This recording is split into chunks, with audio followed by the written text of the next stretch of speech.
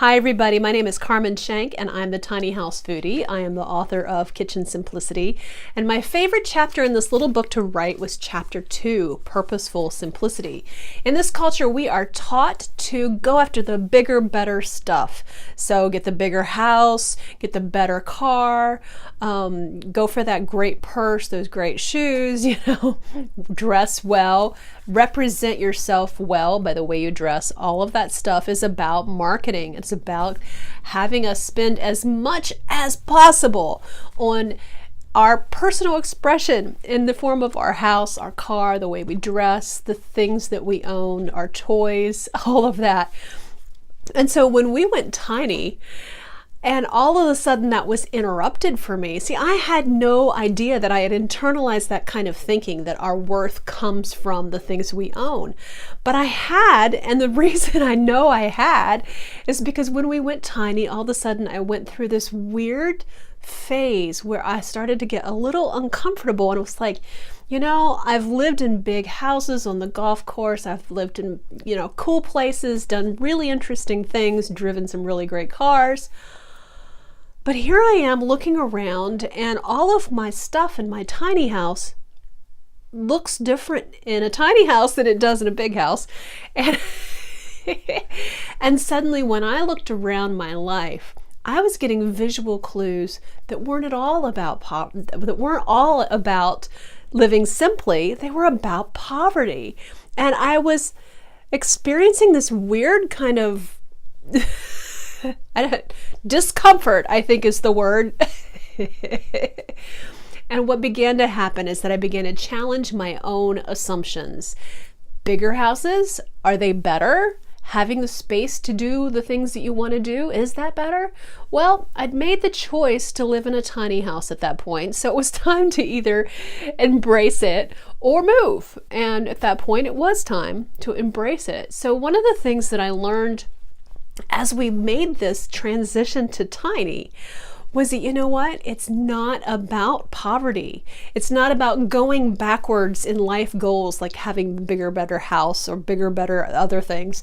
It was about making a step back on the mundane things of life. See, you couldn't tell a realtor that housing is a mundane part of life. You just can't tell a car salesman that the kind of car you drive doesn't really matter, because everything about marketing, everything about those people and those jobs, it's all aimed at getting you to spend more money. And that moment, that line between debt and more debt and more debt, it gets really blurry when you start talking to mortgage brokers and real estate agents and salespeople, okay? Because salespeople are good at what they do. And so often the message is, you are not enough unless you own this thing. Now that's a detriment to all of us.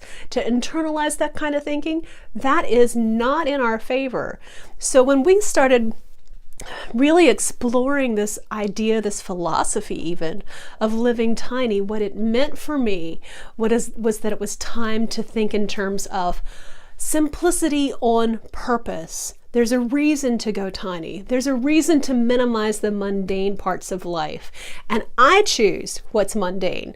I don't allow culture to choose that for me. I choose it myself. So if housing is a mundane thing to me, I can squish it and I can fit into a teeny tiny little house, and suddenly all the space opens up.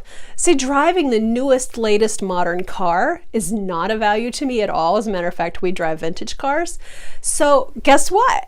That opens up space. I don't have to have so much money for a big car payment or a big mechanic payment that goes with the big car payment. I don't have to deal with interest and all of that stuff, because I've moved into the realm of purposeful simplicity, which means that there's something that I'm working toward that is bigger than the big house or the great car. That's purposeful simplicity. And when we really embrace simplicity on that level, it opens up so much space in our lives, space for things that really matter, space to make a more meaningful existence, space for purpose.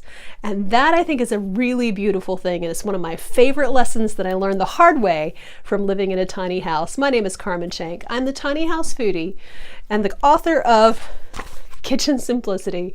And we've been talking today about chapter 2 in my book, Purposeful Simplicity. Thank you so much for joining me. I really appreciate it.